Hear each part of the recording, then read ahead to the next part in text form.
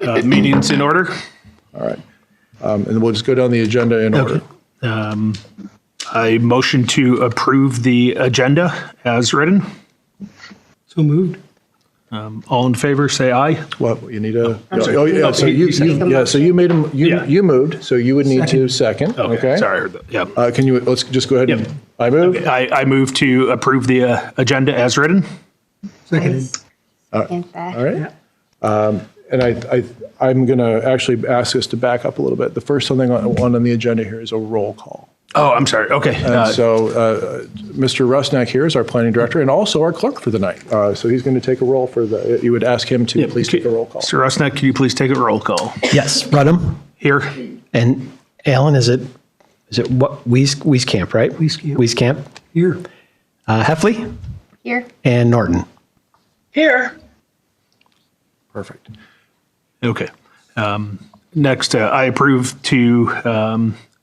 move to approve the agenda for tonight. I second that motion. It's been All in favor? all in favor, say aye. Aye. Aye. All opposed? Motion passes. Great. So third on the agenda is election of a chairperson. Does anyone want to be the chairperson? I'm going to weigh in here. I'm strictly speaking, I'm out of order here, but just for the sake of the chairperson tonight is going to have a couple special duties. When we're later tonight, we're going to hear an appeal, and that's a quasi judicial matter. So the chair is going to be responsible for swearing in witnesses, receiving testimony, and God forbid, cutting off testimony that's duplicative or repetitive. We won't probably get that far. But my job here is to help a little bit with that. I will not be holding too many hands, but I will let you know how to do that job. If you have questions, I'm right here to help as better I can. I might suggest that someone in person might have an easier time of chairing the meeting tonight. That's just my Are there any suggestion. Are there any rules about being the chairperson 2 years in a row? There are none that I'm aware of. That's fine. Can you motion yourself? Surely can. I make a motion that Eric Rudham is the chairperson. I second that. All in favor? Aye. Aye. Aye. Aye. All opposed? Motion passes. And I think Mr. Julik was the vice chair, and Mr. Julik is no longer. He served his 5-year term, so he's no longer. So we will need a new person as a vice chair. Okay. Does anyone desire to fulfill the position of vice chairperson? For those playing along at home, the vice chair will serve as chair when the chair can't be present. I'd be happy to step in as vice chair. I motion that Alan is the vice chair. I second that. All in favor, say aye. Aye. Aye. All opposed? Motion carries. Next is public comment. Is anyone here to make a comment on anything that's not on the agenda tonight? Seeing none, public comment is closed. Next is the 6 appeal of administrative decision. You can go ahead and read the paragraph. Request of Joel and Dawn Baker at 50 North George Street to appeal an administrative decision by the code official that a canopy attached to a detached garage causes the gross floor area of the detached garage to exceed the maximum 850 square foot limitation. First off is a staff presentation. Mr. Chair, and with Mr. Shaw's permission, since we did this so infrequently, I was going to go over the rules of the appeal process here and the procedure. Would that be all right? Yes, thank you for advising me. Thank you. Members of the board, my name is Grant Lentz. I'm the city attorney here, and while I ordinarily advise the city on its legal matters, I am not advising the city tonight. Tonight, I'm the attorney advising the Board of Adjustment. So, Mr. Ryan Rusnak here is the planning director for the city of North Liberty, and he serves as the city's zoning code official. The code official is a term of art. It's a defined term of our code. When cities and counties in Iowa enact a zoning ordinance, they must also create a Board of Adjustment, yourselves, and one of the duties of the Board of Adjustment is to hear and decide appeals where it is alleged that there is an error in any order, requirement, decision, determination, or interpretation by the code official. And so the board is convened tonight to hear such an appeal. This is a quasi-judicial hearing. Quasi is Latin for kinda. It's important to note at the outset that the Board of Adjustment has no legislative authority with respect to the city's code of ordinances. The city council that power is solely with the city council to make the ordinances. And you should know that decisions by the Board of Adjustment do not create any sort of binding precedent on this body or for other people. This is you're hearing this discrete matter in a vacuum today. The board has the authority to act only within the confines of the city's code of ordinances. Now, you may interpret the applicable city ordinances, and you may receive and weigh facts that are provided by the parties, but you may not ignore any portion of the city's code in determining the appeal. Your powers reside within the ordinances as written. You get to figure out what they mean, and you'll hear maybe differing opinions on what those things mean. And ultimately, that determination is yours to make. At issue here tonight, as is set forth in paragraph 6, is whether there is and only whether there is an error in our code in the city's code official determination that the construction of a canopy onto, and please, Mr. Shaw, if I err here in my description of the facts, please. This is just intending to be a summary from the appeal document. Understood. I will so advise. Thank you. The determination that the construction of a canopy onto a detached garage situated at 50 North George Street, whether that results that results in a violation of the zoning code's prohibition against garages in excess of a certain number of square feet, as set forth in the city zoning code. So, to decide this issue, you're going to need to establish. The board is going to need to establish findings of fact, and then you're going to need to apply those facts to the applicable law. If there is an agreement by the parties, I understand that there is not an agreement with the stipulation of the facts, but if there were, you'd be able to take those facts as a given. The city and then the appellant will be taking turns speaking. Then they'll fill in any gaps in the facts, and they'll provide you with what they feel is relevant information, and you can ask them questions relevant to the matter at hand. Before someone brings in new facts that have not been agreed upon, they should be sworn in by the chair. I swear to tell the truth, and that's it, right? The chair is permitted to swear these folks in, and if testimony gets repetitive or is not prolonged, is not furthering the conversation, you can ask people to move along. But generally speaking, I would advise the board to err on the side of letting all the information in and considering all the facts if you can. This is a contested case, and so you're going to be required to make a decision one way or the other tonight. And so ultimately, you're going to determine whether to affirm or reverse the code official's interpretation or their determination. So by way of an analogy here, and this is somewhat tortured, I apologize, but suppose, for example, that there was a disagreement as to whether a particular shape was a square or a rectangle, okay? And that determining that shape was material to the matter. And so perhaps squares are permitted and rectangles are not, or vice versa. If there was agreement as to the number of sides and corners of the shape, you might still need to listen to the parties and perhaps ask additional questions as to determine whether each of those sides was the same length or not, to determine whether it's a square or rectangle. You might need to ask additional questions to fill in the gaps. Does that make sense, folks? Mm-hmm. Okay. In addition to the facts, then at the end, you're going to need to establish conclusions of law. This is where you're going to apply the facts to the applicable code sections. I expect the parties will tell you what code sections they feel are applicable and why they've made those determinations.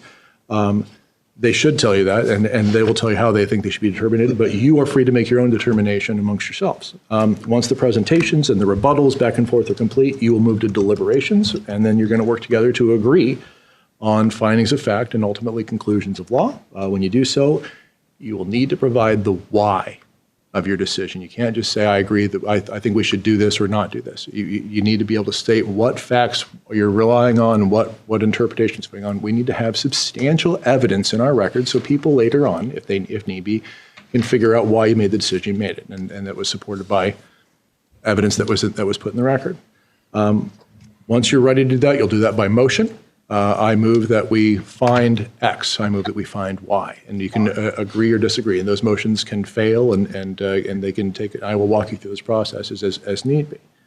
Motions, as a reminder, are made in the affirmative after you establish your findings. Then you'll make a motion after again additional deliberation to either affirm or reverse the decision, and then we'll move on with the remainder of the agenda. Mr. Shaw, have I missed anything of relevance that you think is important for the folks to know here? No, you did not. I would just respectfully ask the board to allow me as counsel, I'll stand and address you, that the board allow me some additional time, reserve some time for a witness testimony if that is necessary for rebuttal. I understand you have a full agenda, but I would like to first express the position of my clients and then reserve just a short period of time before the closing of our discussions, some time for the clients to speak. And I would advise the board that that should be allowed, and to again let as much in as give till it hurts is the best. And with that, I will fade into the background until I'm called upon. Okay. For the staff presentation, do we need to swear in Brian? It's not a bad idea. You won't need to swear in Mr. Shaw if he wants to speak and make argument. But if the people who are not attorneys here want to speak, I would ask that you have them raise their right hand and then ask if they would swear or affirm that the testimony they're about to give is true. Okay. Some question as to whether you need to do it for the staff presentation or not, but it doesn't hurt to have it under oath. Either way, I think it's probably a good idea. Okay. Mr. Rusnak, do you swear to that the testimony that you're about to give is true? Yes, I do. Okay. Please continue with the staff presentation. Okay. Thank you, Mr. Chair, members of the Board of Adjustment. For this first part, I'm only just going to give a summary of the events and the timeline that have occurred up to date. Then we could move on to statements by the applicant and staff and rebuttals and things like that. So I'm just trying to provide some background of how we got here. I did have a presentation that's not going to work because we are virtual, so I'll just kind of refer to pages on the packet, if you will. So I'm kind of along on page 2. Again, I know it's been stated a couple of times, but this is a request appealing my decision that a canopy attached to a detached garage counts as one structure and therefore exceeds the maximum 850 square foot limitation for a detached garage. So there's a canopy. It was constructed without a building permit, and I'll mention why that's relevant in a second. That canopy is attached to the detached garage, again, which is staff's position that causes the detached garage to exceed the maximum 850 square foot limitation. The reason I mentioned it doesn't have a building permit is because it's exactly unclear how big this is to us because we haven't seen a building permit. We did go on Johnson County assessor records. The shape isn't quite drawn the same, so I don't know if they do that, but I'm still on page 2 of the packet. This is from Johnson County records, indicates that the canopy is 18 by 16 feet, 6 inches, which equates to 297 square feet. So I'm not sure, again, the size matters. It's just an interpretation of whether you agree that this structure is attached for the purposes of calculating the square footage of the detached garage. Let's see. On page 3, you can see a picture of the canopy as constructed. This image was captured by city staff on May 15th, 2024. Below that on the same page is an aerial photograph, 2023 Johnson County GIS map. It shows generalized property lines. They're not exactly accurate for property lines, but it's staff's opinion that everything is contained within the property. We have no question there. Shows the existing 832 square foot detached garage on the property to the east. To the rear, it shows a detached building that's under 200 square feet or less. And then also shown with an arrow because it was constructed after this aerial photograph is the canopy, which would be on the south side of the detached garage.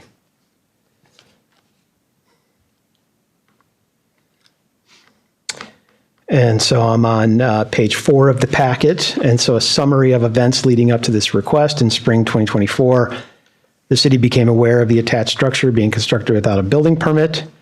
May 20th, 2024, city staff member Clint Conklin, who's in the audience in case we have any questions for Mr. Conklin, sends a courtesy letter via regular mail.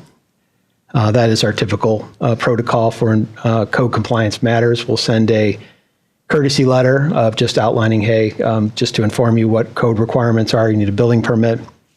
And then on June 17th, 2024, staff member Clint Conklin sends a notice of violation letter due to inaction regarding the courtesy letter, and that was sent via regular and certified mail. On September 18th, 2024, staff members Ryan Rusnak, Ben Yoder, who's the senior building inspector, and Mr. Conklin met with Joel and Don Baker. At this meeting, the Bakers indicated it was their interpretation that the structure was a canopy and separate from the garage, and therefore the garage didn't exceed the maximum gross floor area of 850 square feet. At the time, we said, let us consider that, and we will follow up with you. And then we did take that into consideration, was able to check the code, and on September 24th, 2024, I authored a letter and sent a zoning ordinance interpretation letter. October 25th, 2024, this application appealing this administration is submitted, and all of these exhibits are contained within the background material. For the record, the property is currently zoned RS8, which is a single unit residential district. Section 169.05, subsection 2 of the North Liberty Code of Ordinances provides regulations for detached accessory buildings, detached accessory structures and uses. And specifically A says RS, RD, and ID districts are subject to the following. And I'll just read a couple of these. A maximum of 1 freestanding garage, greenhouse, gazebo, pergola, or other structure greater than 200 square feet. The next section is for freestanding garages. It's actually a little more liberal. It says a maximum, and I'm only going to read part of this section, a maximum gross floor area of 850 square feet. And if you have larger lots, you can actually go a little bit larger. The next section says all other structures besides a detached garage, a maximum gross floor area of 600 square feet. So you have a couple of options in the code. It says if you want to have a detached garage, it can be up to 850 square feet. If you want to build a pool house or a gazebo or something like that separately, it can be up to a maximum of 600 square feet. But the code's very clear. It limits you to one of these structures. The code also allows for up to 2 detached buildings that are 200 square feet or less. But that's not really relevant here, just to give you an idea of how that code is constructed. Moving on to page 5, section 167.01 of the North Liberty Code of Ordinances provides for definitions in the zoning ordinance. And I've brought out 4 of them. One is canopy, means a roof structure constructed of fabric or other material supported by the building or support extending to the ground directly, placed so as to extend outward from the building, providing a protective shield for doors, windows, and other openings. I agree that structure attached is a canopy. I don't think there's an issue with that. A private garage means a structure either attached or detached, designed or used for the parking and storage of vehicles as an accessory structure to the residence. Gross floor area, I put this in here. I didn't really find it use of it, although it does talk about other structures attached to it. Gross floor area means the sum of horizontal areas of floors and buildings measured from the exterior face of exterior walls, if appropriate, from the center line of dividing walls. This includes courts, decks, or porches when covered by a roof. And lastly, structure means that which is built or constructed, an edifice or a building of any kind, or any piece of work artificially built up or composed of parts joined together in some definite manner. So those are the background and the summary. I'd like to leave it at that, and I'll return with the staff statement.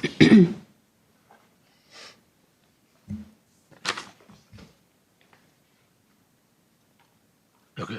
So now we're on to B. Yes, at this point, we would ask Mr. Shaw if he would like to make an argument or call a witness. Mr. Shaw, would you like to make an argument or call a witness? You have a Thank you, Mr. Russum. First, before I call any witnesses, what I would like to do, if it pleases you, I do have some marked exhibits for the property owners that I'd like to present to you. May I do so? Please do. Is there a way that we can get it to Janet? Okay. I do have a PDF of these materials if there's someone whom I could email them to from my law office email account. And if you'll, I can do that for you. yes, That's all right. I will do that now before distributing the docs. Thank you.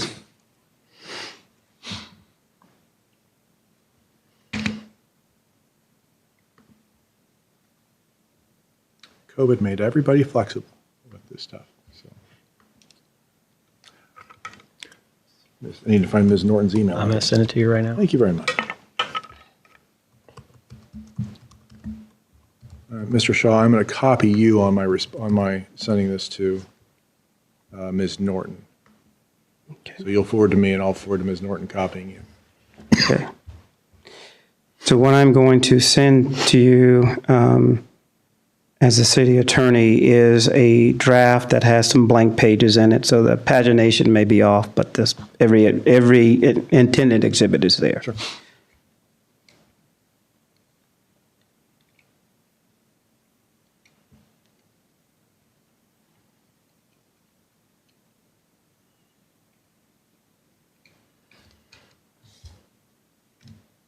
The city did spare some expense when it came to my laptop, so I don't. I should have enough battery to make this work here for us. Okay. If it's all right, I will approach you, and I'll just give you my Sure. my phone, and you could type Absolutely. your address in there. I'm hurt that you don't have me in your phone, Mel. Thank you. All right. Da-da-da-da.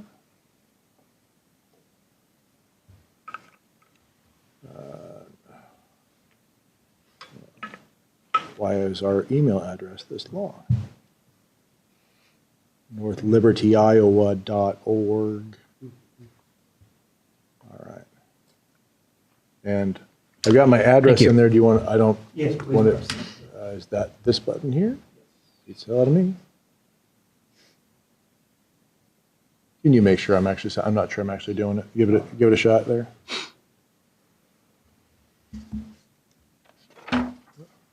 How did I get so old? Never had an iPhone. Never had an iPhone. I'm an Android guy. Thank you. And I'm hoping I have enough copies, and if I do, I'll certainly give one to you. I do believe Thank you. Okay, sure. Yeah. I'll.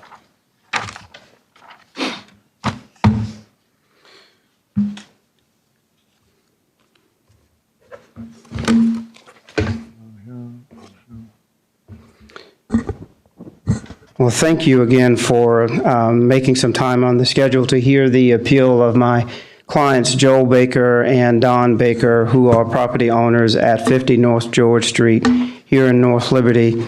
And they have asked me as counsel to represent them in this appeal. So what I would like to do is state affirmatively what my client's position is, Mr. and Mrs. Baker, and then I will frame what I do believe are the relevant arguments.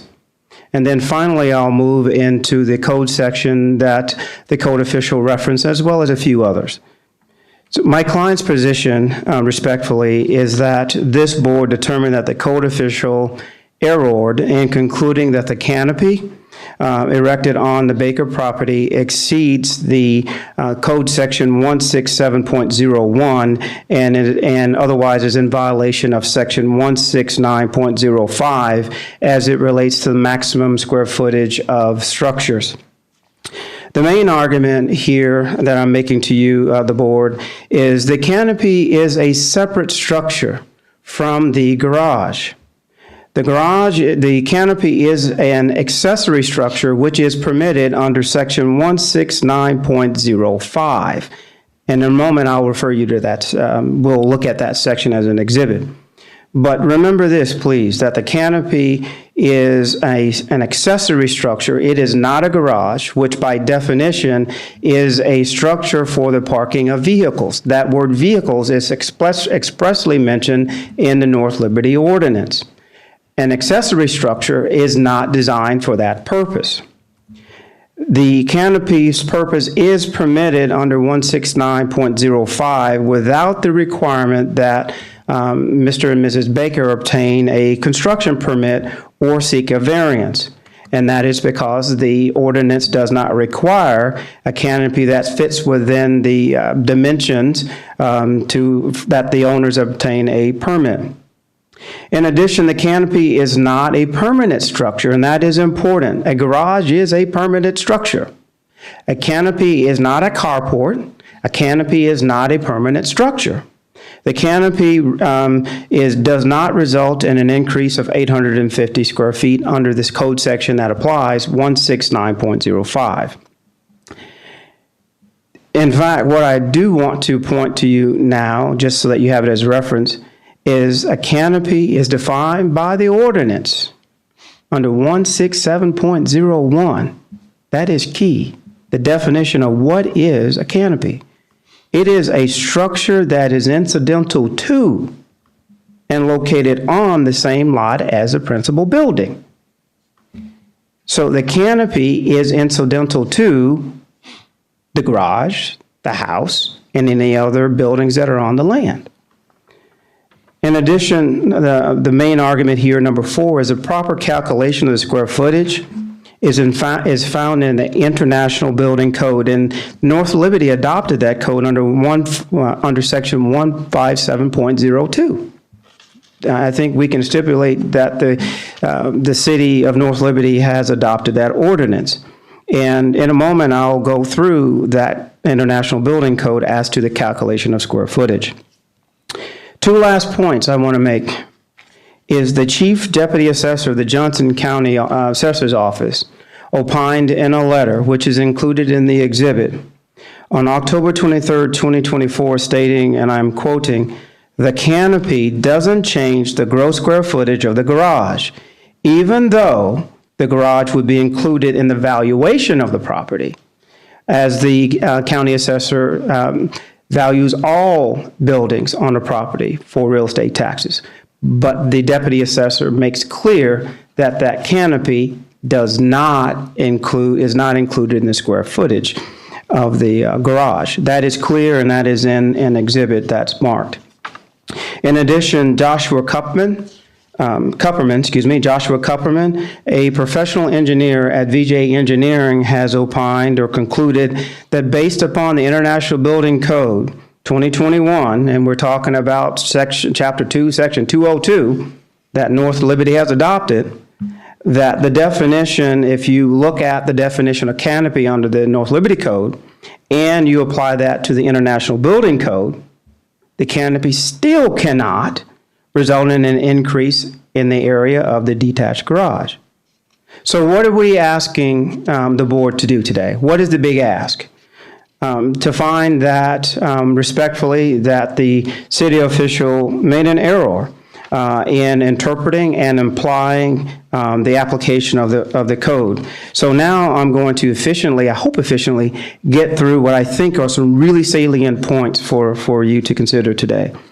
And first, I'm going to ask you to turn to that part of the exhibit that has the definitions. And I know that the board can read very well, but I think it's important that I spend just a moment going through a few of these definitions. And so if you turn to exhibits Joel and Don Baker, it's numerated 002 at the bottom right. So you're looking at chapter 167, Zone Code Definitions.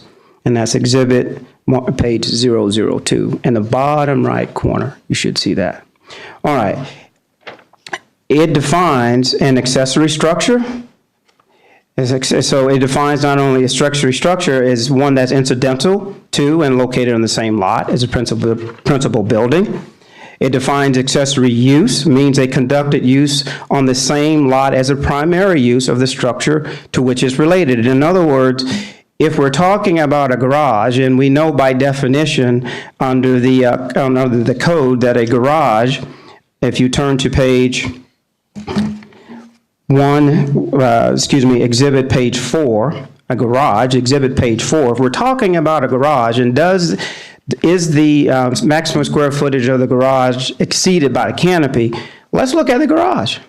Let's just look at it. And so by definition, a garage means a structure either attached or detached designed for parking and storage of vehicles. All right, well, then I think maybe we need to go back and see what an accessory use is. Oh, it is one that is incidental, an accessory structure. Accessory structure is incidental to. So the canopy is not a garage and is not used for the purpose of a vehicle. Well, then what is a canopy? Let's turn to that. That's at 167.01, and that's on page 3 of the exhibits. So again, looking at these definitions and then applying them, I think will lead you to conclude that respectfully, the code official misapplied the ordinance. A canopy is a roof structure, which the Bakers have. The Bakers stipulate to the packet that you have that shows the buildings, the locations of them, and that there is a roof, so there's no resistance or contest there. Actually, the code does allow, it says, the canopy means a roof structure constructed of fabric or other material, which could be wood or anything else. And respectfully, the code official does point out, and I think it would be page 2 of your materials, that there's a photograph that appears to show some construction materials. None, and I have not heard that any of those materials used were used improperly. Matter of fact, the ordinance is pretty liberal on what you can use, so long as it doesn't violate various other code sections. So a canopy is a roof structure made of material supported by the building. And I'm going to pause there for a moment because some of the conversation has been, well, this canopy, which is open on all sides by definition and by picture, which I will show you in a moment, the canopy is attached to the garage. I think we can stipulate to that. However, the code section says that a canopy may be supported from a ground extension. That is highlighted on Exhibit 3 of the definition. The material may be supported by the building or by support extending from the ground directly under the canopy. But even that doesn't change the characteristic of the garage. It doesn't change the characteristic of the canopy. It doesn't result in a change of the maximum square footage. All right, then let's take a look at how do you calculate square footage. Let's just turn the page to 04. Let's look at the definitions. And again, these are important. The floor area gross, which is referenced in the city's packet, your board packet, it is the sum of the horizontal areas of the floors. So the total of the horizontal areas of the floors of a building measured from the exterior face of exterior walls. Well, this canopy does not have any exterior walls. If you don't, if you want support for that, I'm going to ask you to turn to exhibit page 015. 015 shows clearly that the canopy as structured, it does contain a roof. It does have supporting columns, and it is open. So the floor area gross, if that is where the code official is starting, that is incorrect because you can't use it. So, all right, well, let's turn to that other part of the code official's position, that the canopy attached to the detached garage makes it now exceeding 800 square feet, 850 square feet. Let's turn to that. Let's just walk to page 005 of the exhibit. A freestanding garage. Well, actually, let's start at the top. An accessory structure shall occupy the same lot. This canopy occupies the same lot. There is no violation of the ordinance there.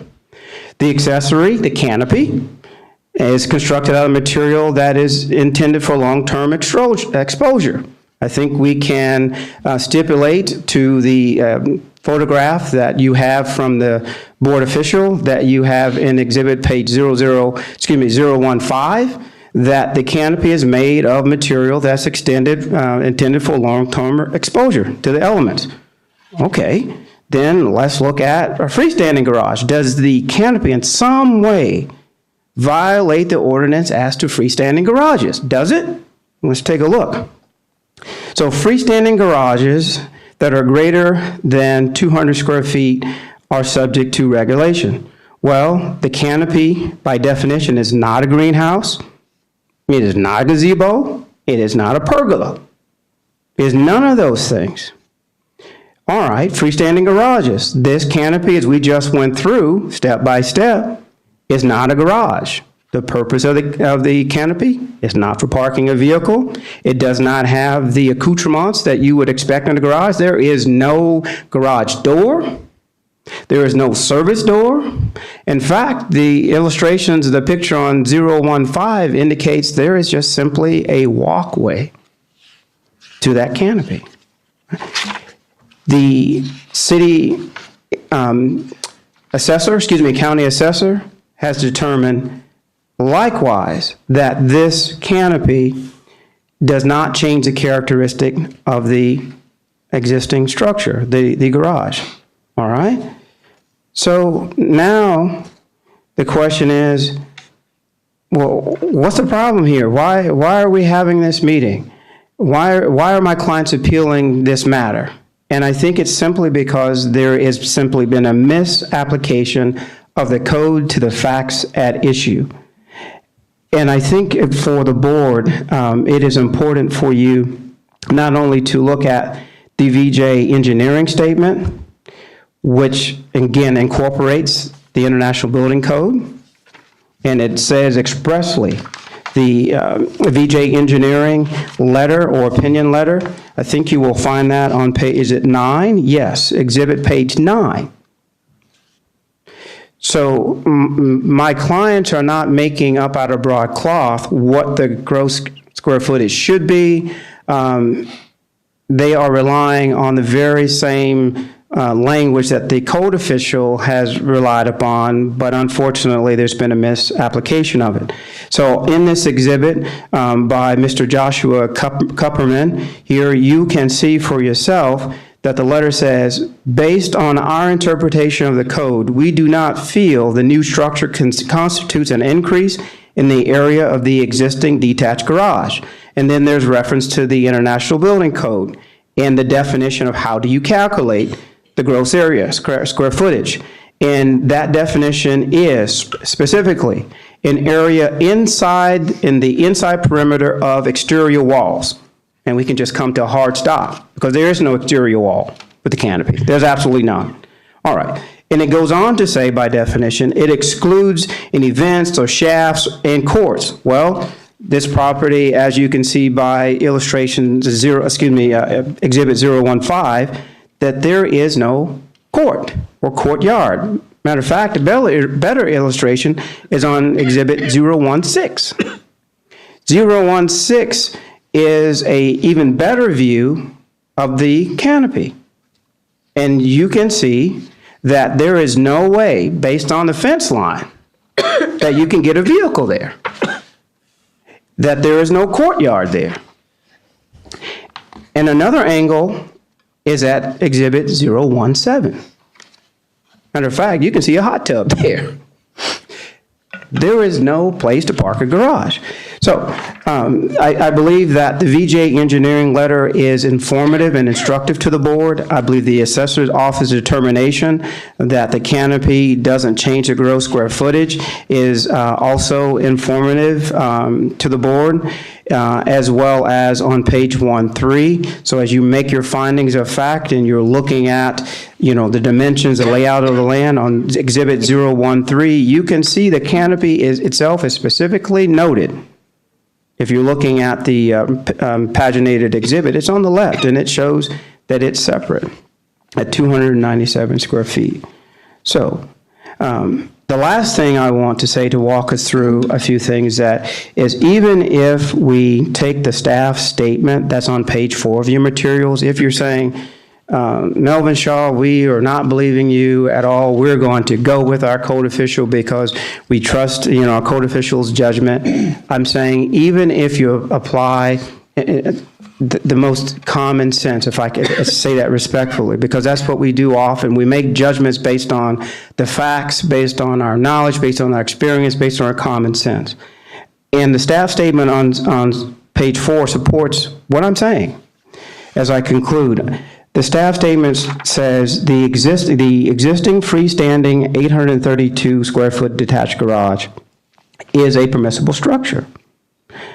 But it can't be, and so it goes on to say a maximum at bullet points why the board should find that the canopy is impermissible. And it says a maximum of one freestanding garage, building, pergola, or similar structure. Well, we just went through, the canopy is neither of those. So that statement should not apply.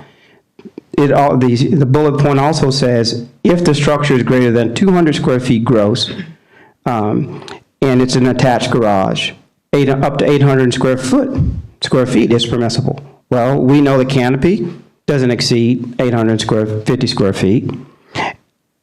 Okay, so that doesn't apply. And then lastly, if the structure is greater than 200 square feet gross, a structure may be allowed if it's up to 600 square feet. Again, the canopy doesn't meet any of those code definitions.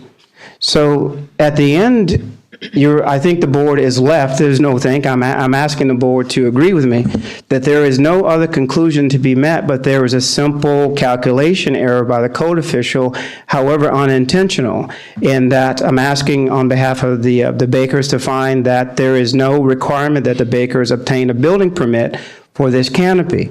I'm also asking the board to find that the Bakers have not improperly ignored any notices from the city to remedy this issue, because in fact the Bakers have or did reach out to code officials several times before we got to this day.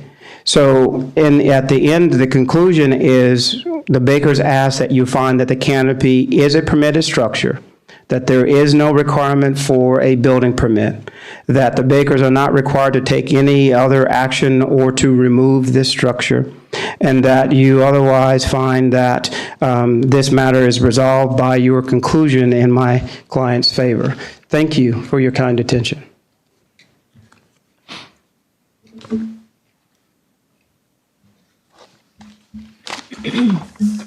Thank you.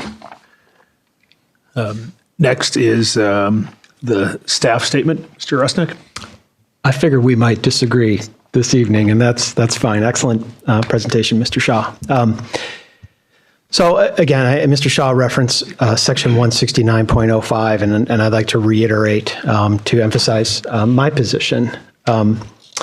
The code says a maximum of one freestanding garage, greenhouse, gazebo, pergola, or other similar structure greater than 200 square feet gross floor area.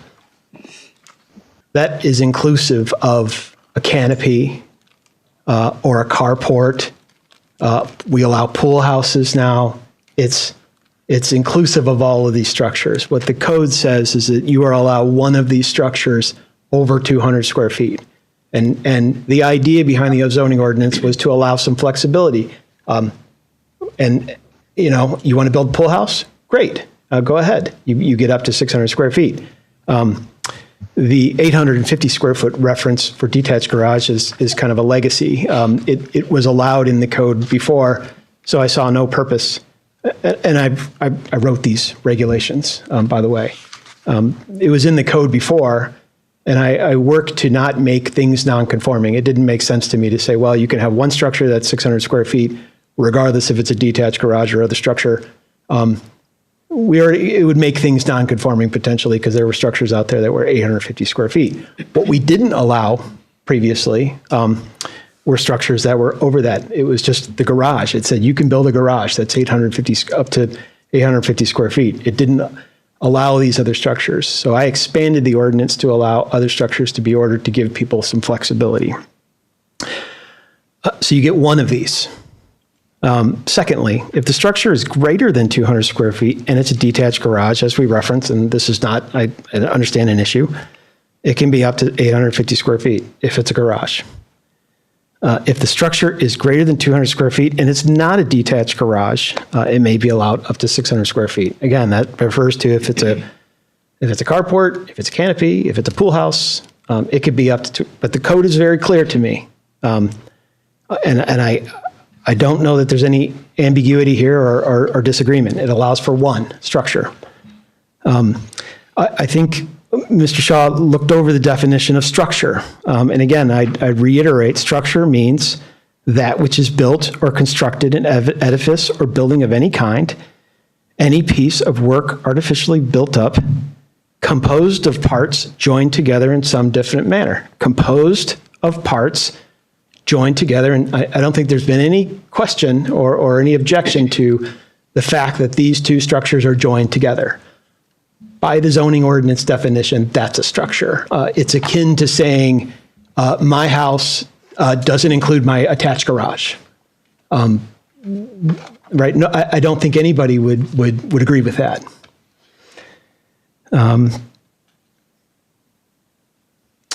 So let's see. So, as I mentioned, the canopy portion based on assessor records is over 200 square feet. I think it's 297. Again, we'll wait to get a building permit when it's submitted. Even if the board were to grant this appeal and consider the detached garage and attached canopy separate structures, there would be a violation of section 169.05 because there can only be one freestanding garage, greenhouse, gazebo, pergola, other similar structure greater than 200 square feet. Even if you separate these two structures, the code says you can have one, and that's it. So we'd have to say, well, okay, if you reverse staff's opinion, then I suppose you could reduce that structure to be 200 square feet or less, but then you're subject to the code requirement that limits a property to two structures maximum that are 200 square feet or less. They already have two detached structures that are two, I believe, that are two, they would be limited to a maximum of two.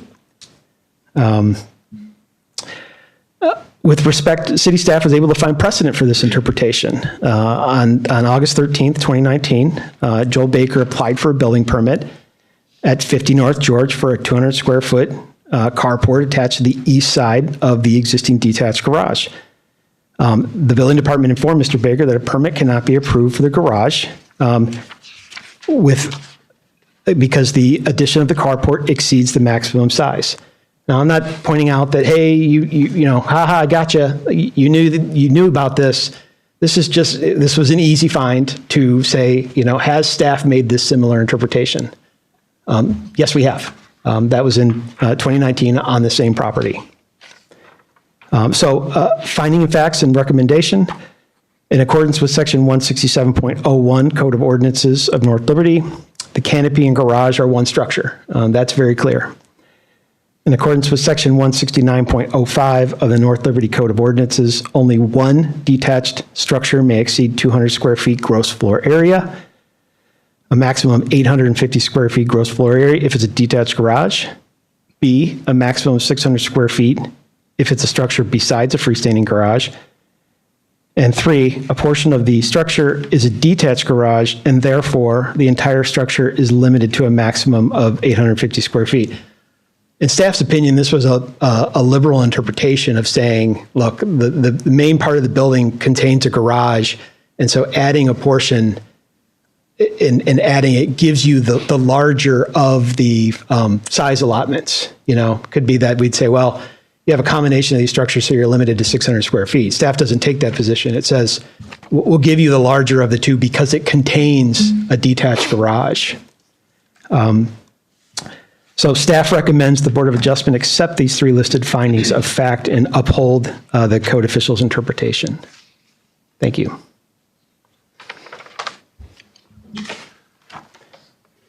Thank you. Now we move on to rebuttal. Now is time for rebuttal. Mr. Shaw? Thank you, and this will be brief. Respectfully, the code official presumes that the canopy is a freestanding garage, and we went through the code section that defined what a canopy is, what defined what an accessory use is, what defined a garage is, what defines a freestanding garage. There is nowhere in the ordinance that would subject the canopy to be considered as a freestanding garage. That is the faulty assumption that's being made here, that because the canopy is adjacent to the detached garage, the result is there are two detached garages, and there are not two detached garages. You saw the pictorial evidence that that the canopy is not a detached garage. You looked at the definition on the International Building Code. You looked at, hopefully, the exhibit from the deputy assessor. They indicated the same. But even if we ignore all of that and we apply the logic that the city code official is asking us to apply, there is no reasonable reading in the code that says a canopy constitutes a freestanding garage. In fact, the code section directs you to what the purpose of a garage is. This canopy, which is permissible, can be used for leisure purposes or any other purposes. In fact, the pictures indicate there is no way to park a vehicle in that spot. In addition, the second point I want to make is if the 850 square foot limitation is a legacy or a transfer from an earlier code section, but it doesn't apply or have applicability in every case, then let's not apply it in this case.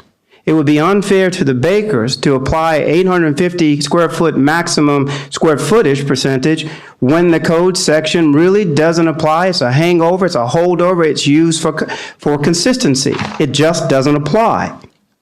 The third point I want to make is that, again, we agree that the canopy is an accessory structure. I did not overlook it. I went through it methodically in my statement, so it was not an intent to deceive this board. It was to draw the board's attention to a very important fact, and I appreciate the code official mentioning at least that part of it, because we're in agreement that the canopy is an accessory structure. In fact, he acknowledges that in a writing to my clients, that the canopy is an accessory structure. We can, I think, stipulate to that. So there is no hiding the 8-ball here.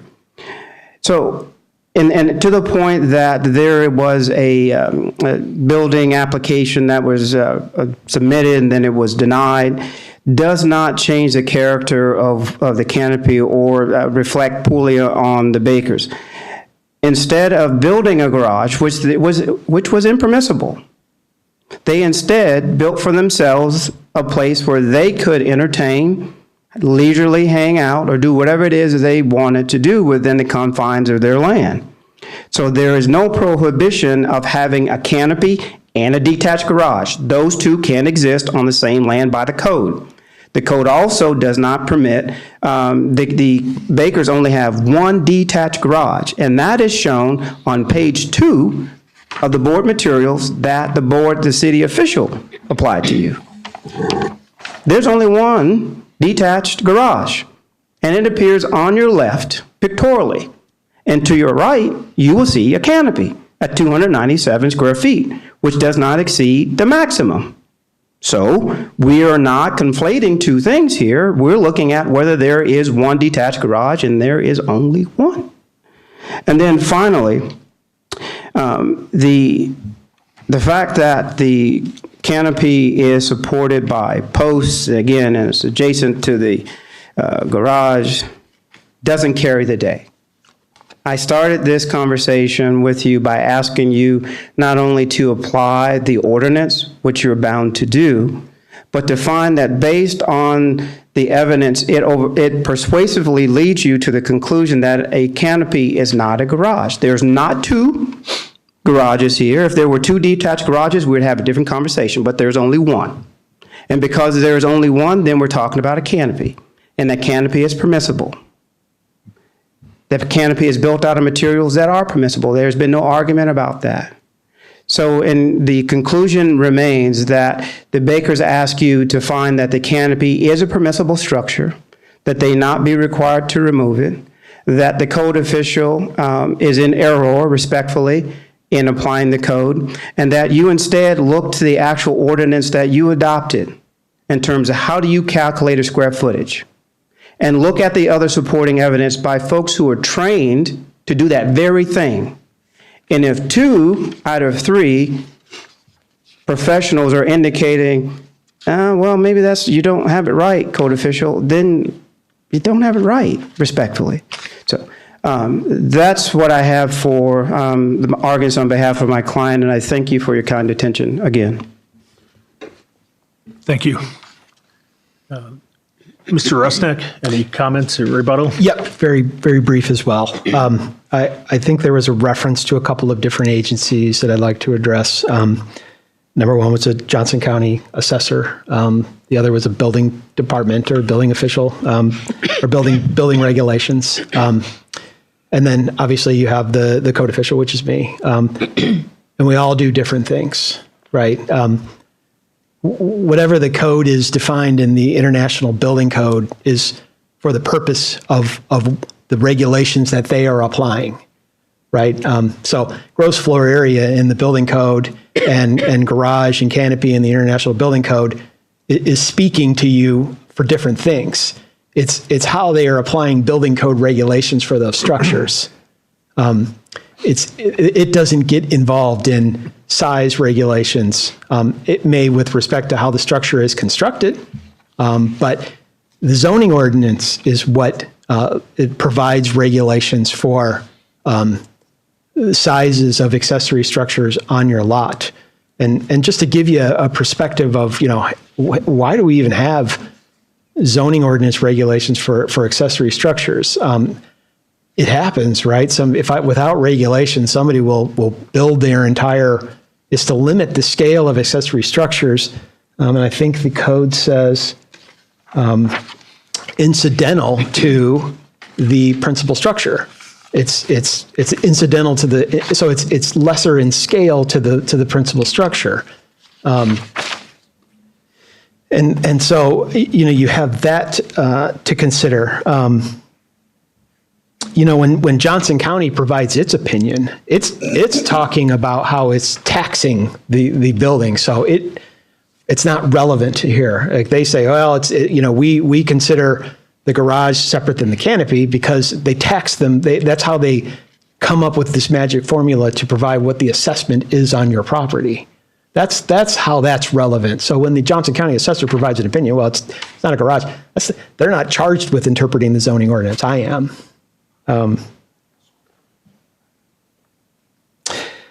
Again, I think the argument, I don't think I've heard anybody disagree with the definition of structure, which is these parts combined create one structure. By the zoning ordinance definition, you can have pieces of parts of different things. They are joined together. There's been no question about that.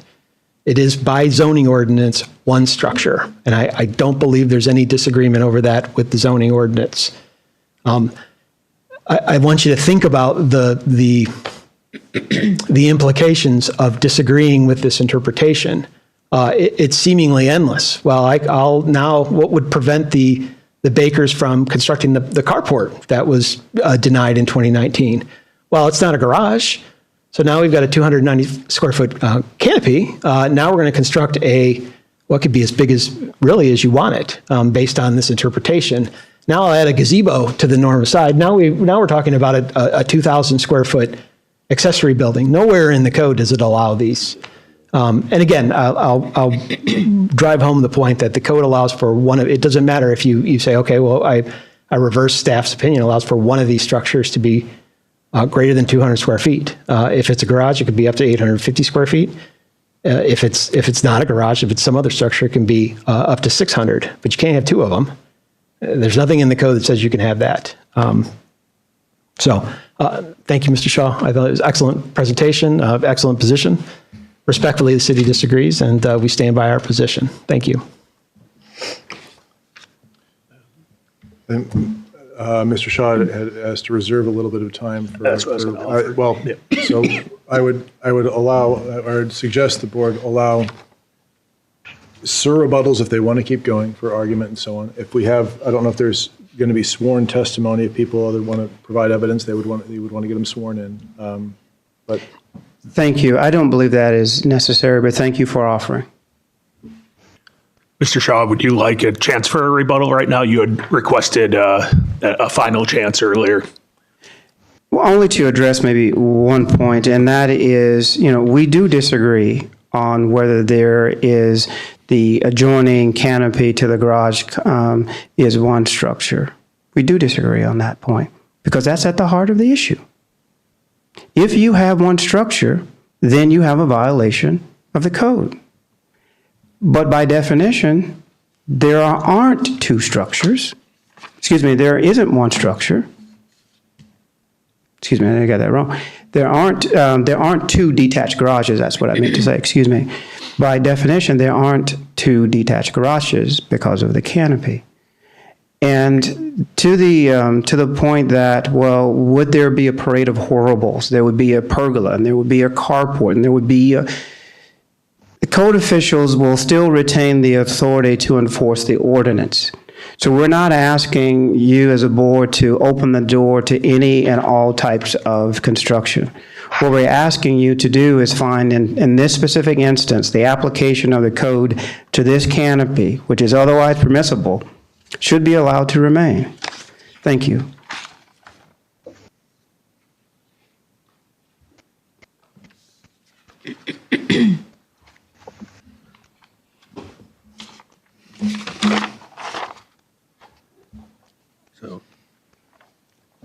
we would generally have continue rebuttal if need be, if the city wants to, and then if you want to do a final statement, you can certainly do so. Well, subject to the chair approving. I don't think you'll fight me on. No, to Chair Rutum, no, I do not have any additional arguments to make. I'm really respectfully asking if the board would like for my clients and me to wait in the vestibule, or how would you like to proceed? I understand that you must make written findings of fact and you will announce your decision, but I'm not quite sure the order of those things. Mr. Chair, may I intervene here? So we expect that the board will make. We'll enter deliberation after we close the proceedings here. We do that in front of God and everybody, and so the board, as our rules are written, the board is permitted to ask folks questions during that deliberation. So if they need to or ask for clarification, if we do ask, so if they do that, I would maybe suggest staying in the room. So we can, Thank you. We can do that. Thank you. Yeah.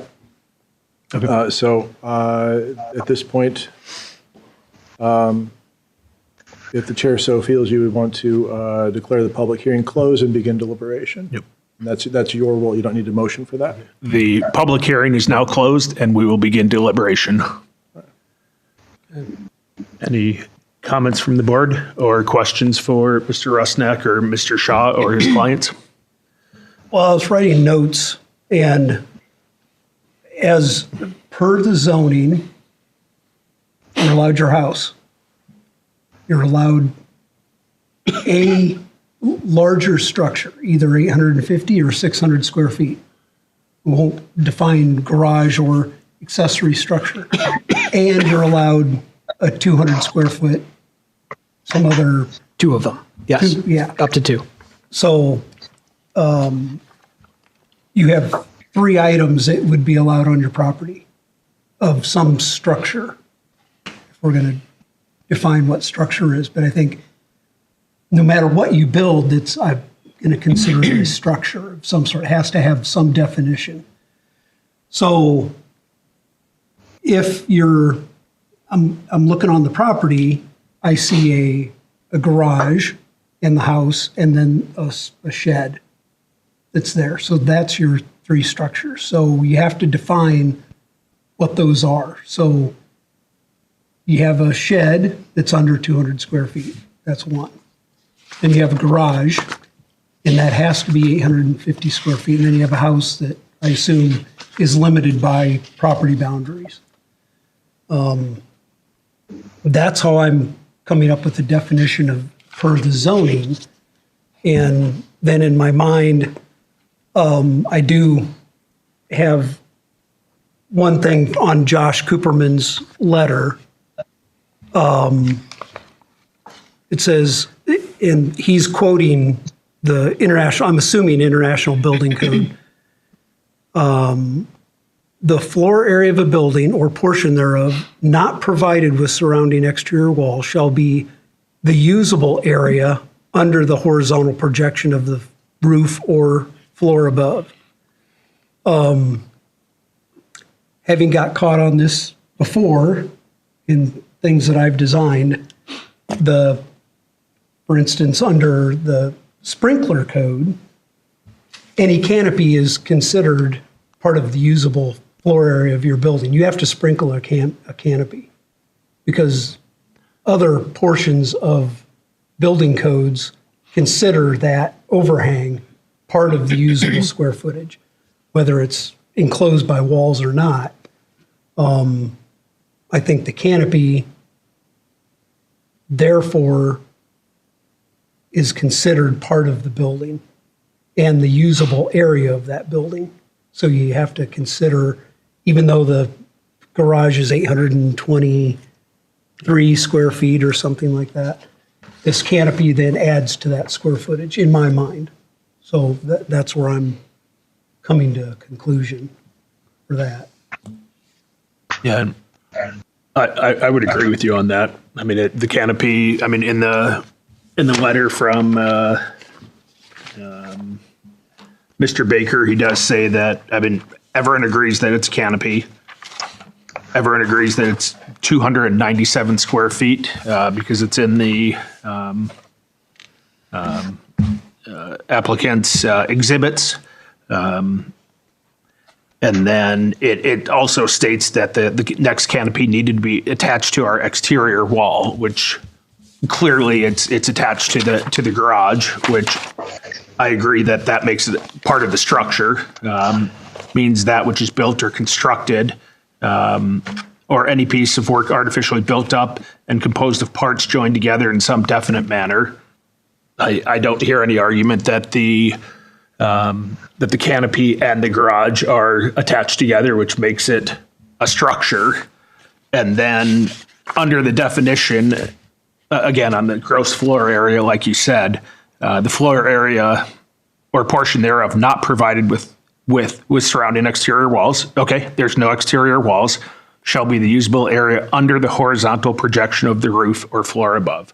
So underneath the roof, according to our documents, that's 297 square feet. So that's adds to the 832, and that makes it bigger than 850 square feet. So I don't think the code official ever interpreted this as a freestanding garage. I think it was interpreted as a part of the garage because it is all one structure. It's tied together. It's built together. And then on the floor area gross, it talks about, which include the North Liberty Ordinance. This includes courts and decks or porches when covered by a roof. Very similar wording to the area under the horizontal projection of the roof or floor above. So whether you call that under the horizontal projection as IBC would, or call it, I would refer to that as a porch underneath. It's included in both floor area gross. So I agree with you that this is a 832 plus 297 square foot building, which is greater than 850 square feet. Mr. Chair and members of the board, if I may. Yeah. I encourage the board to be liberal with admission of evidence, generally speaking. I would remind us that that we need to operate to the extent possible within the code, within the Code of Ordinances of North Liberty. So the city has adopted the building code by reference. I think you can fairly consider the building code. However, I think you also need to consider whether the interpretation of that is relevant to these. You get to decide which portions are appropriate there. I would also remind you that you are allowed to assess the relative weight of evidence. So a letter from someone who has letters after they might carry more than not. People who are here or not might. So there are. I want you to. It's important to. It's appropriate to consider all the available information. When you do come up with a determination, please have it rooted in the support. Find support for it in the city code, which is what empowers you to make these decisions. Okay. Whether that's in the definitions or the applications of things. So we were speaking about our personal experience in the past and a sprinkler, and that might be adopted and incorporated by reference. I don't know whether it is or not, right? So, but I wanted to just ensure that you're operating within the four corners of the city code.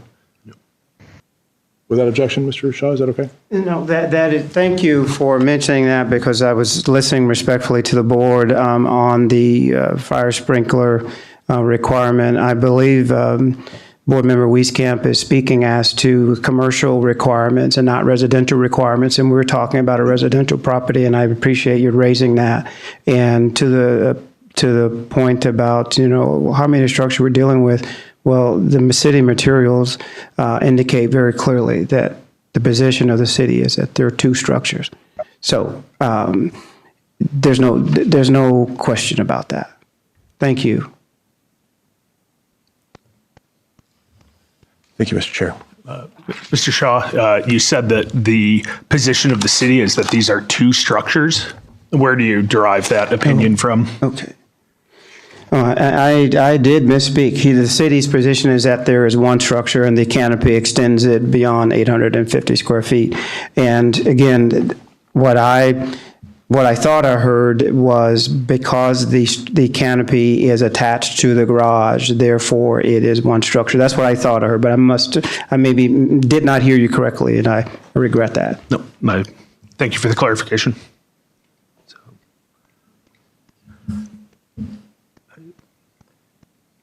Looking at, first the Code of Ordinances for the definitions, section 167.01, the definition of a canopy. All of the evidence is stipulated that this is a canopy. The code official used the word canopy. The applicants used the word canopy in their letter. So I believe it's stipulated this is a canopy. It is definitely a garage that the canopy is at least adjacent to. That was stipulated both by the applicant and the city code official. If you look at the floor area gross, it talks about exterior walls, and then it says, or if appropriate, from the center line of dividing walls, this includes courts and decks or porches when covered by a roof. It's clear from the pictures in the applicant's exhibit that this is definitely a covered roof over according to the county assessor, a concrete pad. So it's covered by a roof. And then the definition of structure means that it's built or constructed, an edifice or building of any kind or any piece of work artificially built up or composed of parts joined together in some definite manner. The garage is definitely a structure. The canopy is definitely a structure. They are joined together in some definite manner, which means you can't have two separate structures that are joined together in a separate manner. The entire, everything built and connected together is a structure. So based on those definitions, and then going to section 169.05 of the City Code of Ordinances, it allows a maximum of one freestanding garage building, greenhouse, gazebo, pergola, or other similar structure greater than 200 square feet gross area. This, based on a gazebo and a pergola, a canopy is a similar structure to those two. So this is saying that it allows one of those structures. We know that there's already an existing garage there. So that means that if the structure is greater than 200, so then that limits you to less than 200 square feet for additional structures. There are already two additional structures, and the canopy and garage are joined together as shown in the pictures from the applicant and in the letter from the applicant in the information packet that we have. So based on that and looking at section 169.05, we have the one structure, which is made up of a canopy and garage, is greater than 850 square feet. Is there a way that I could ask a couple of questions? This is Jan. Absolutely. Yeah. Yes, please do. You have the floor. I'm curious about a couple of things. The garage that was built based on a building permit from 2011, is that correct? Yes, the Bakers are nodding yes. Yes, it is. Okay, so a building permit was obtained for that garage. Correct. The applicant is nodding yes, and Mr. Shaw is approaching the microphone. And City agrees. I might Go ahead, Mr. I Shaw. might admonish everybody. That's not the right word. Remember that we have one question tonight is under appeal. Well, it's not whether things had permits or not. It's whether or not the zoning official made an error in the determination that this is, and it's set forth in the appeal. I'm sorry, I had the whether the construction of that canopy onto or adjacent to an attached that garage results in a violation of the zoning code's prohibition against garages in excess of 800 feet. So this is a binary decision with respect to the proceedings tonight. My apologies. Sure. No, and I apologize for not making that a little more clear in the outset. So we've got one question tonight. Was there error? And Mr. Shaw has given an argument as to why there was, and Mr. Rusnak has given an argument about why there was not. And it's up to you fine folks to decide where you come down. If Board Member Norton has some questions, I think it would be proper for the Bakers to respond not only to her questions as she's appearing remotely, as well as the other board officials who are here. I apologize. There was a written question submitted earlier that we said, why don't you ask everybody? And so rather than, and so this is my sort of preemptive response to going off in maybe not the most relevant of directions for tonight's hearing. Sure. Ms. Norton, please continue.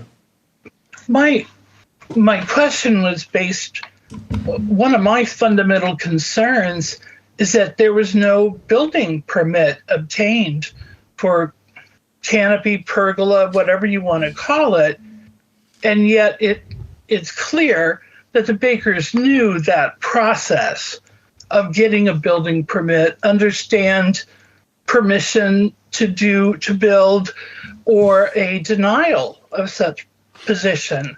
So I was wondering the extent to which they knew there might become a problem, or the extent to which they assumed there was no problem. That's the basis of that question. Thank you, Board Member Norton. I think my client, Mr. Joel Baker, is perhaps in the best position to respond to that. Mr. Baker, if the board would allow, to hear from him directly. Mr. Baker? Mr. Baker, can you raise your right hand? Do you affirm that your testimony will be the truth? Yes. Thank you. Please approach the microphone. Thank you for letting me address. To start with, on the question about the permit, in 2019, when I went to get a permit to do a carport on the back of my garage, I went in and talked to Tom Palmer, the city building inspector at the time, and he told me I could not do that because that would be adding square footage to my garage. That carport was going to have 3 sides enclosed with a garage door. So at that point, I said, what can I build back there? He gave me an alternative. I could build a 200 square foot less shed back there, which I did. So I complied with the city and did exactly as they were asked me to do. As far as the carport, that was a total separate issue that was taken care of with the building official and myself, and we built that building. The canopy, when I read the guidelines, whether I need a permit or not, I do not need a permit to build a canopy, and clearly stated by my representation of that Melvin went through, a carport is for parking cars. My canopy is for leisure. That canopy has no walls, no sides. It has a roof line. According to the building codes that were adopted, international building codes that the city of North Liberty adopted, I do not need a permit to build that because it is not considered a structure, a carport structure is considered a canopy. That's why I did not apply for one. The reason there's been a conflict, I think, with the situation between the city and this other issue, I have no idea what that is because that problem was resolved. And I want everybody to know that there was a building built back there and it was built according to the city. So the definition of the garage square footage, when I read it as a liaison of the public, it says 850 square feet is my maximum. I took that to heart. I built one less than 850 square feet. When you look at the canopy structure, it does not say that that would ever be part of an enclosed space for square footage. So why would I get a permit when it's not required through the building codes in North Liberty? I want to make that very clear. There's nothing in there that says I need a building permit for a canopy. Nor does it say that my canopy has to be a certain size. Therefore, when I built that canopy, I built it over my patio for leisure purposes. Now, if anybody's been out there and looked at it, that canopy is made of the same structure material as my house. My garage and my house match. I put new siding on this year. I put new brick on. The existing structure now matches, or the canopy now matches the existing structure with the black fascia, the same material building that I did for the property itself. My property looks better than 90% of the houses in North Liberty at this point. I tried to make my house a better place and a better vision for North Liberty. With that being said, I'd like you to consider I didn't do anything besides follow the direction of the building codes for the city of North Liberty. Thank you. Thank you, Mr. Baker. Mr. Chair, and Mr. Lentz, please advise if I respond. This is their turn to ask questions. If they want to hear from you, they will. Great. Mr. Rusnak, what is your comment? Yeah. So, number one, and I think in the applicant's application, the write-up, I think they say we understand we may need a permit. So they've changed their position, which is fine. In the letter that I wrote to the Bakers, I cited the 2021 International Building Code, and section R105.2 discusses work exempt from a permit. It says, other than storm shelters, one-story detached structures, provided that the floor area does not exceed 200 square feet. That is where we get the right. And that, so we mirrored that in the zoning code of saying you can have 2 sheds, structures like that are 200 square feet or less, because you don't need a building permit. Once you exceed the 200 square feet, you need a building permit. It's very clear.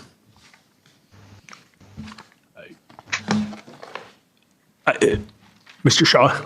I do not want to unduly prolong the meeting, but I think a point of clarification is in order as to the requirement to get a permit, and I think Mr. Baker would be just as well or better to add to this. So, Mr. Shaw, I don't think, I would advise the board that permits are not relevant to this proceeding at all. thank you. I will be seated. The issue, there is no issue with the getting a permit at this point. The issue is that there is a building, that there is a structure, a canopy that causes the gross floor area of the detached garage to exceed a maximum of 850 square feet. And then as, forgive me for looking at this letter, so it says that this is not allowed. I'm looking at the letter from Clint Conklin dated 6/17/2024. It's on page 23 of, it's called Exhibit B, Notice of Violation Letter. The last paragraph says, a building permit which demonstrates consistency with the zoning regulations for the above described work must be obtained by 7/1/2024. So failure to comply will result in municipal infraction. But that's not the heart of the matter there. The heart of the matter is this allowed? If it's allowed, then presumably there are other avenues to get a building permit that are not part of the purview of this board. So I don't believe that whether it had a building permit or the building permit at this point is not part of my view on this. It's not germane to the subject. Agreed. Ms. Norton, did you finish your questions? I didn't mean to cut you off if we did. No, thank you. I'm good now. Are there any other comments or questions from the board?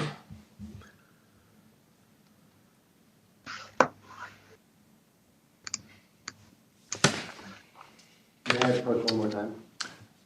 Up to you. Yes, Mr. Baker, please approach the mic if you would like to make a comment. Well, I was just going to say maybe for decision-making, there could be a period of time where everyone could look over the building codes and read them instead of relying on bits and pieces that were taken out of it. Thank you for the suggestion. We will take that in mind. Before we close, Ms. Baker, you indicated to me that you wanted permission from the board to speak. Are you still asking for that permission? Please, do you affirm to tell the truth in your testimony? Thank you. Please approach the microphone, Mrs. Baker. Thank you. My concern is the understanding of how to measure the gross area floor. I'm hearing from you that you want to take the canopy, which is an accessory structure that's attached to the side of the detached garage, which clearly has limitations. To measure, it's clear in the International Building Code and the City of North Liberty, who adopted the ordinance where it says that you measure from the exterior face of one wall to the exterior face of the other wall. Even if this canopy is attached on one side and the horizontal gross area floor underneath of it, it would have to have walls. And secondly, that canopy, how do I say this?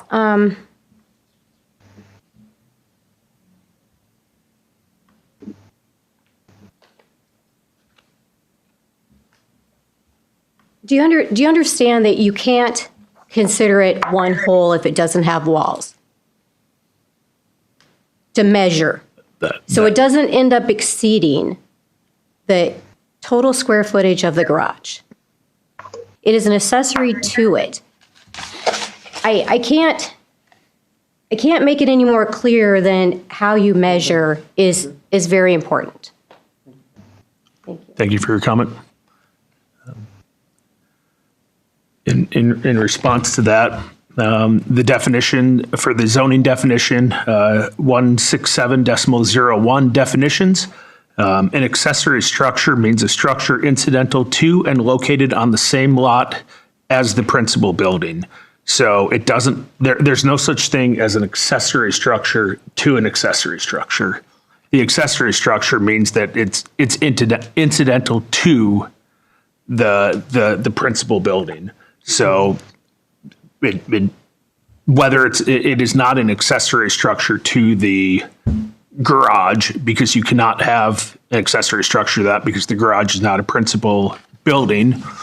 And also both the International Building Code and North Liberty definitions have fairly similar definitions for floor area gross, where it also includes in the International Building Code, whether you have exterior walls or not, the International Building Code includes the fact that you may not have exterior walls. The floor area of a building or portion thereof not provided with surrounding exterior walls shall be the usable area under the horizontal projection of the roof or the floor above. So and North Liberty says, means the sum of the horizontal areas of the floor of a building measured from the exterior face of exterior walls, or if appropriate, from the center line of dividing walls. This includes courts and decks or porches when covered by a roof. So both of the definitions of floor area gross that have been referenced both allow for including square footage of buildings that do not include exterior walls. So whether it has 4 walls or 27 walls, it doesn't matter.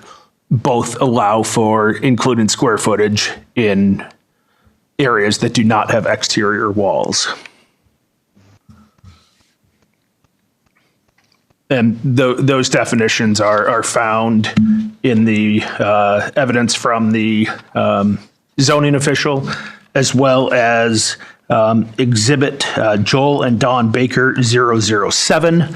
And it is highlighted for floor area gross for the International Building Code. Mr. Chair, as I spoke at the beginning, the board will need to come together with a finding of facts, generally speaking. With my tortured square rectangle analogy, it's probably appropriate as you move along here. You can continue to ask as many questions as you need, obviously, but if you are, I would encourage you to continue to discuss amongst yourselves as long as you need to. But you're going to want to have a motion to find certain facts, Okay. And so. It might be of use if you. I know that there are some recommendations from the city. You can write down your own if you have if you have specific facts you want to base them on.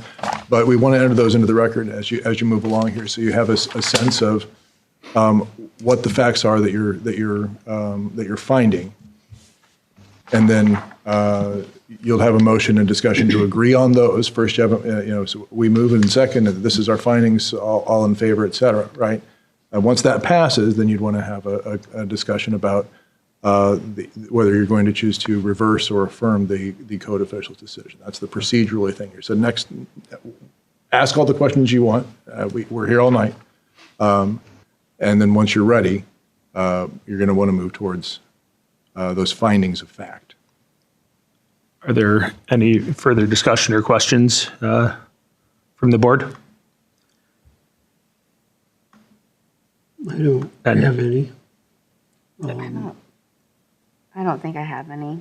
I'm still, I don't know. Ms. Heffley, could you move your microphone down a little bit? I want to just, thank you. Are there any facts that we want to find and get on the record.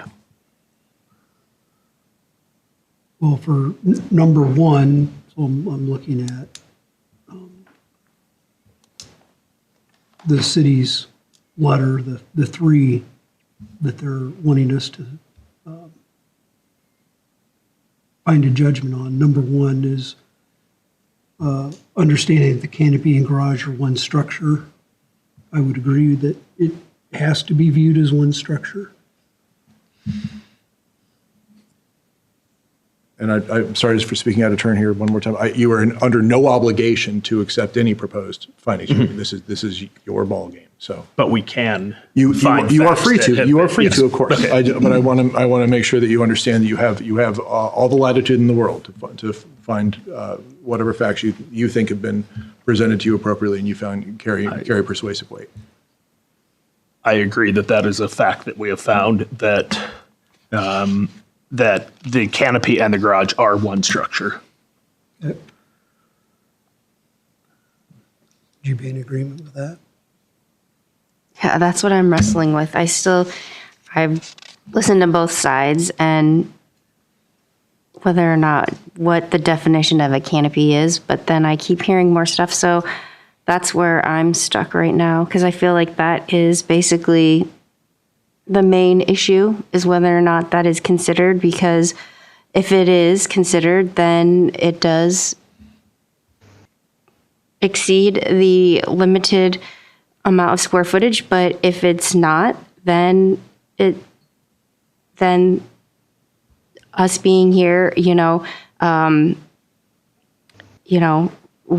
can vote however we want. But yeah, that is the main decision as to whether or not they would have to take down the structure. Their canopy is whether or not we define what a canopy is and whether or not that with the garage would exceed the square footage, right?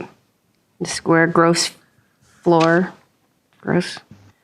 the 850 square foot gross floor area. So I don't know. That's where I'm still. May I respond to that? Yeah. I think that this is definitely a canopy, based on the definition of a canopy. Means a roofed structure constructed of fabric or other materials. So it's constructed of other materials. It's supported by a building. The evidence that it's supported by a building, it very much appears to be supported by the building. The testimony today from the applicant said that it was supported by a building, and the letter from Mr. Baker, I don't have a date on this letter, but it's the attachment appeal of interpretation application, states that our next canopy needed to be attached to our exterior wall to protect our property. So in the definition of a canopy, it's roofed. It says it's a structure. It's supported by a building. In the pictures, you can also see that there are supports extending directly to the ground underneath the canopy, extend outward from the building, providing a protective shield for doors, windows, and other openings. In exhibits Joel and Dawn Baker 015, there's a picture of this, so you can see that it is attached to the garage. You can see that there are supports coming down to the ground. It's obviously made of a material. And to look at the last point, it provides a protective shield for a walk door that is there. So also the city believes that this is a canopy. Again, in the letter from the applicant, they say that this is a canopy. So I believe that all parties have stipulated that this is a canopy, and in the definition of canopy, it says that it is a roofed structure. So if that's a roof structure, it tells us that that's a structure. And since it's attached, I can't just say that something that's attached to my building isn't part of the overall structure. My bedroom, whether I want it or not, is part of my structure. All because it may not have a wall doesn't mean it's not part of the structure if it's attached. If the garage comes down, the canopy is coming down with it. Based on if there's a structural failure, the canopy can't stand without the garage. They are structures in one, and that means they're one structure. Also, there could be in 169.05 1A2, it allows for a larger freestanding garage if you have a larger lot. I have heard no evidence that this lot is exceeding 0.5 acres. Looking at the pictures, it does not appear to be exceeding 0.5 acres. So that 169.05 1 or 2A2 does not apply because this is less than 0.5 acres. So it is the 850 square foot limit. May I approach one more time? Just for clarification on why we attach that? Yes, Mr. Baker, please approach. The only thing I'd like to say explore. is there was a canopy there prior to this that was there for 10 years, and the Dre Show took it into the neighbor's yard. Okay. So that porch had been covered for 10 years. The only reason we attached it was to make it safer. Thank you. So again, there's further evidence that it is attached, makes it one structure.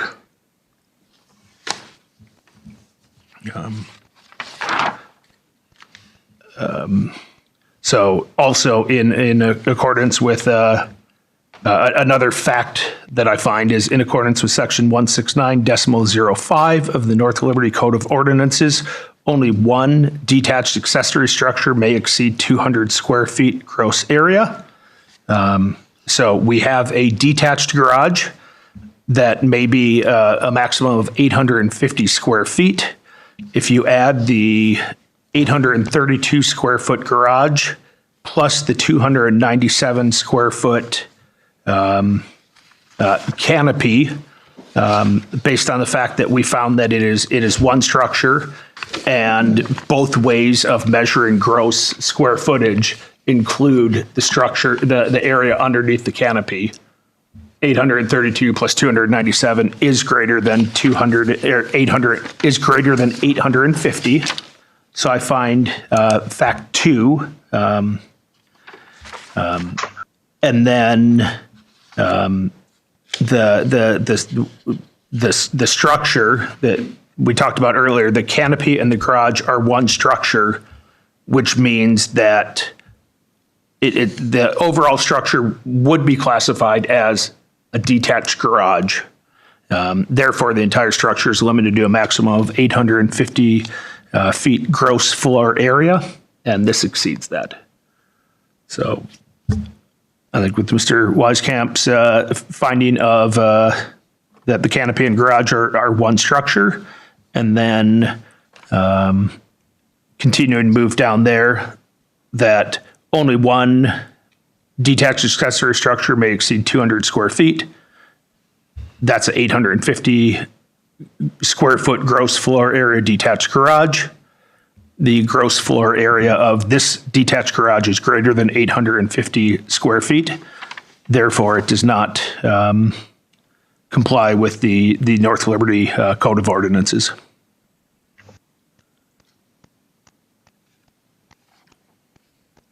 Any other comments? So hypothetical, if this structure were to be removed and a cloth canopy is put back up, is that not in ordinance then? I don't think that's germane to this discussion. Well, I'm just curious because he's saying that he had this before and the city never noticed it. So I'm just wondering but because this now is a structure that was built onto the side of the garage. Now it is considered something different Mr. Chair, by definition. I can provide clarification. Yeah. Mr. Resnick, please provide clarification. The canopy that Mr. Baker was referring to was detached. Okay. And it was a structure that was 200 square feet or less. That structure was lifted and brought into the yard, and they, Right. in Okay. its place, attached a structure. So plausibly, if they had not more than two structures that were detached, they could have a canopy that was detached in that area. if Okay. it was So 200 square feet. so the garage detached from the house counts as your second. So that's why. Okay. Well, there's two other sheds in the Right. yard. Right. Okay. But that's other. Okay. I think it's, Shaw? I think it's important to remind the board in its deliberations that a canopy may be supported by independent posts. And earlier, I had heard a recitation of the facts that were incorrect to say that the garage, the existing garage, provides support for the canopy. And that in and of itself is not true. The canopy is supported structurally by the posts that are embedded in the ground and the roof line. The attachment to the garage itself does not convert the canopy into one structure. That is the essential question. I think the Commissioner Heffley has it squarely correct. That is the question. Mr. Shaw, at this time in the proceedings, we're responding directly to questions to the parties from the board, okay? So there won't be a back and forth unless you're called on. One comment to that is, Okay. looking at Exhibit Joel and Don Baker 017, I'm not a structural engineer, but looking at this, the canopy is held up with two columns on the left side of the picture, and I do not believe that the entire canopy is an overhung load purely on these two columns. You can see one column. You can see both columns in Exhibits Joel and Don Baker 016. It doesn't stand to reason that if you remove the garage, that this canopy would still be standing Okay. the way it is. I see what you're saying. Okay. I've not done the calculations, but that does not pass the sniff test. Any other questions? Ms. Norden, any questions, comments? None. So we talked about findings of fact. Do we need to recite those, or is that part of our? I would respectfully suggest that we make a motion as to the specific findings that you're agreeing to find. That's a very helpful thing to do. I'll leave it at that. I motion that we find three facts. Number one, in accordance with section 167.01 of the North Liberty Code of Ordinances, the canopy and garage are one structure. The second finding of fact is in accordance with section 169.05 of the North Liberty Code of Ordinances, only one detached accessory structure may exceed 200 square feet gross floor area, and a maximum of 850 square feet gross floor area if it's a detached garage, and a maximum of 600 square feet gross floor area if a structure besides a freestanding garage. And then the third fact that I find is a portion of the structure is a detached garage, and therefore the entire structure is limited to a maximum of 850 square feet gross floor area. So that was a motion that that we find those three facts. A motion having been made, in order to continue, a second is required. A second does not signify agreement. It just allows discussion of that proposal. I'll second it. It's been moved and seconded. We can have discussion on this. I would encourage it. Is there any discussion on these findings of fact? Mr. Rudham, these are the findings of fact that you're reciting these from the packet. Is that correct? Yes, I am. I'm reciting them from page 6 of the packet. They clearly summarize the discussion that we had previously on. I want to just interject.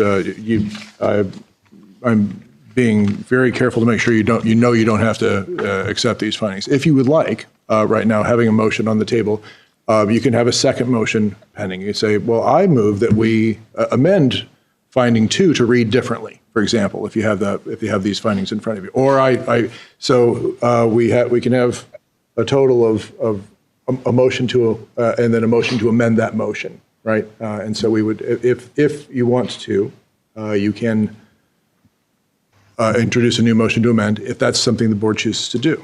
And that motion would either pass or fail. And then you can have other motions to amend until you reach agreement, if there are any, or no motion. If you like it how it is, you can leave it as it is. And at the end of each motion to amend or for final motion, there will be a roll call vote taken.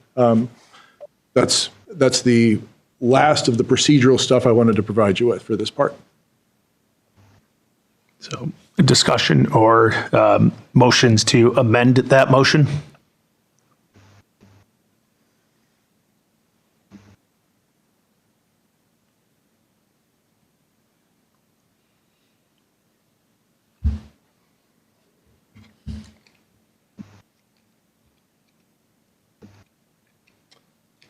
A question for you, Ryan. The way this is worded, I'm wondering if it's different than what's in the ordinance, but on 2A versus 2B, you say maximum 850 square feet gross floor area of detached garage, and then a maximum of 600 square feet gross floor area if a structure besides freestanding garage. It's kind of a incomplete sentence a little bit. That means it's either or. That's correct. Okay, just clarifying. So you could have an 850 square foot detached garage, or you could have a 600 square feet max something else.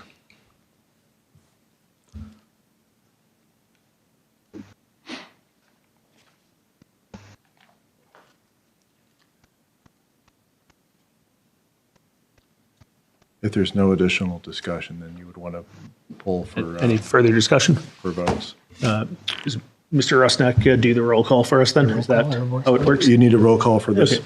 So there was a motion and a second. I hear no further discussion. Mr. Rusnak, could you please do a roll call vote?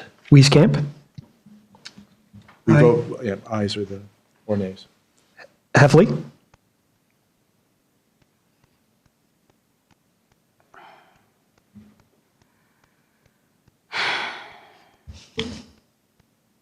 Can you go to Miss Norton, and I'm I'm still afraid not at this point. Your options are yay, nay, Right, or you can yeah. abstain. And abstain is the same as a no, Right. unless you have a conflict of interest.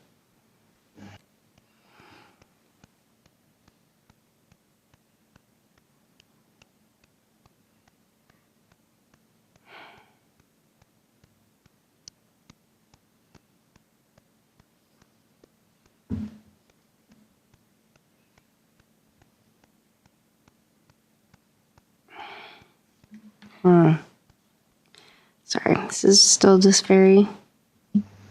I'm still.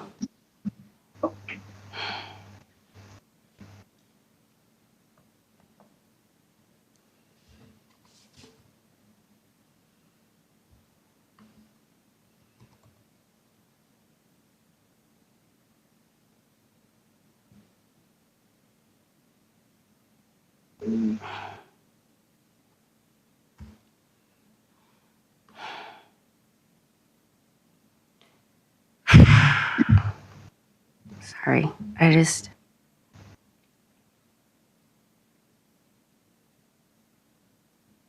I'm just hung up on the first part. That's where I'm just trying to decide whether or not I still want to say that. I know what everyone's saying, but at the same time.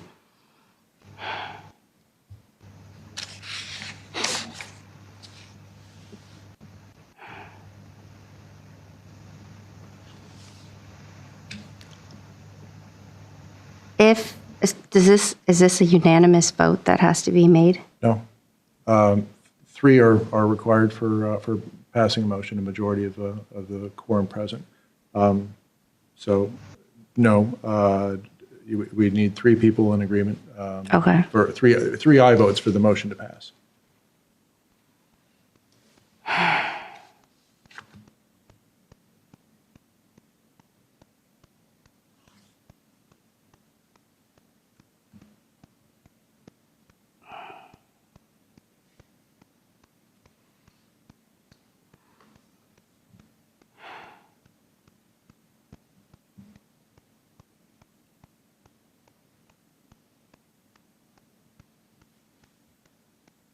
Say no.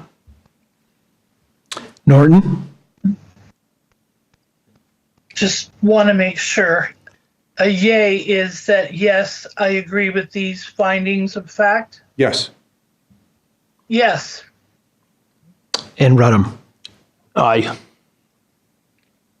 So the motion Motion carries. motion carries. These findings of fact are entered into the record, and I believe now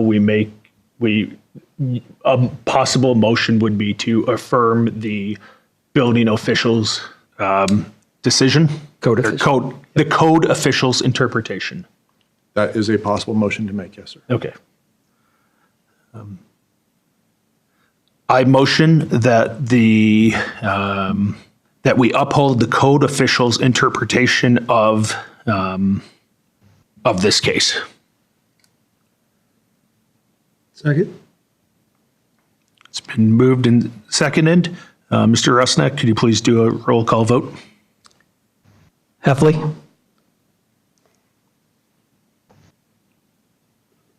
Aye.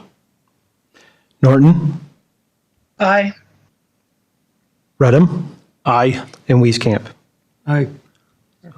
It is, the motion has carried.